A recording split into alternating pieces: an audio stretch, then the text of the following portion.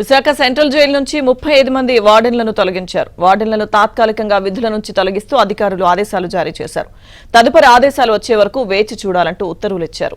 అయితే ఖైదీల ముందే బట్టలు తీయించి వార్డెన్లను చెక్ చేయడంపై వివాదం చెలరేగింది.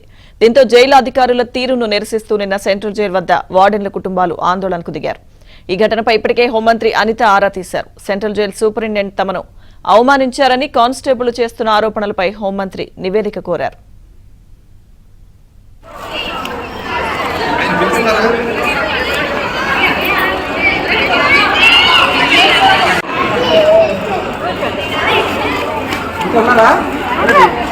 మీరు మంచుకోండి రే.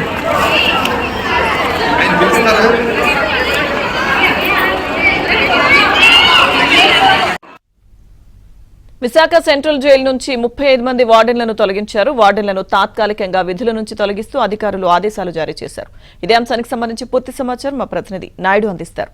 నాయుడు, ఇప్పుడు ప్రస్తుతం విశాఖ సెంట్రల్ జైల్లో పనిచేస్తున్నటువంటి 35 మంది వార్డెన్లను తాత్కాలికంగా తొలగించడం జరిగింది కొద్దిసేపు క్రితమే. అయితే డిఐజీ కూడా ఇక్కడికి ఉన్నారో ఈ రేంజ్ డిఐజీ కూడా వచ్చి విచారణ చేపట్టి తొలగించినట్టు తెలుస్తుంది. అయితే దీని ప్రధాన కారణం ఏంటి అంటే ఈ మధ్యకాలంలో జైల్లో వివాదాల సంఖ్య క్రమంగా పెరుగుతుంది. ఈ నేపథ్యంలోనే ఇన్ఛార్జ్ సూపరింటెండెంట్ ఒకరిని నియమించడం జరిగింది. అయితే నిబంధనలు కఠినతరం చేయడంలో జైలు వార్డర్స్ కానీ వీళ్ళు కానీ ఎవరు వ్యతిరేకించడం లేదు. అయితే నిన్న ఎవరైతే జైలు వార్డర్లుగా ఉన్నారో వాళ్ళని ఖైదీల ముందు బట్టలు తీయించి చెక్ చేసినటువంటి ఘటనతోనే వివాదం చెలరేగింది.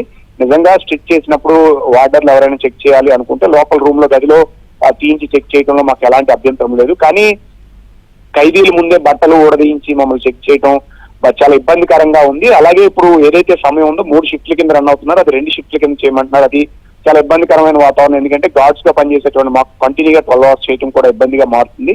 సో ఈ విషయంలోనే ఇక్కడ ఉన్నటువంటి సూపరింటెండెంట్ కి అలాగే ఇప్పుడు వార్డర్లకి మధ్య కూడా వివాదం చెలరేగింది. అయితే వార్డర్ల ఆందోళన చేపట్టలేదు, కానీ ఈ వివాదం పైన వాళ్ళ కుటుంబ సభ్యులు నిన్న ఆందోళన చేపట్టడం జరిగింది. దాని మీద కొద్దిసేపు క్రితమే ఇక్కడికి డిఐజీ ఇక్కడికి రావడం జరిగింది. వచ్చిన తర్వాత సూపరింటెండెంట్ ఈ 35 మందిని కూడా తాత్కాలికంగా విధుల నుంచి తొలగిస్తున్నట్టు కూడా ఉత్తర్వులు ఇచ్చారు. మళ్ళీ తదుపరి మేము ఎప్పుడు ఆదేశాలు వస్తే ప్రభుత్వ ఆదేశాలు వస్తే అప్పుడు విధుల్లోకి తీసుకుంటాం, అంతవరకు వేచి ఉండాలని చెప్పి ఇచ్చినటువంటి పరిస్థితి ఉంది. ఇదంతా కేవలం ఏంటంటే స్ట్రిక్ట్ చేయడానికి మేము ఇదంతా చేస్తామని అధికారులు చెప్తున్నారు. కానీ ఎలాంటి స్ట్రిక్ట్ నిబంధనలైనా మేము పాటించడానికి మేము సిద్ధంగా ఉన్నాం, అందులో మేము ఎలాంటి ఇది లేదు. కానీ ఖైదీల ముందు మమ్మల్ని బట్టలు దించి చేయటం, నిబంధనల పేరుతో మమ్మల్ని ఇలా ఇబ్బందులకు గురి చేయడం అనేది సరైన పద్ధతి కాదు.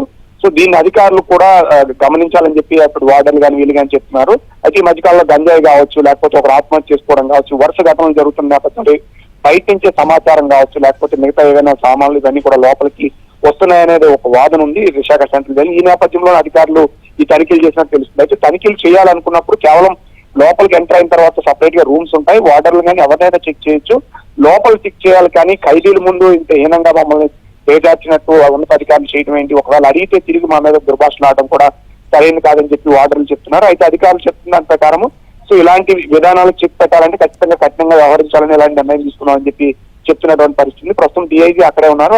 ఆయన విచారణ చేపట్టి ఉత్తర్వులు సూపరింటెండెంట్ ద్వారా ఇప్పించినట్టు మనకి తెలుస్తుంది. Okay, thank you Naidu.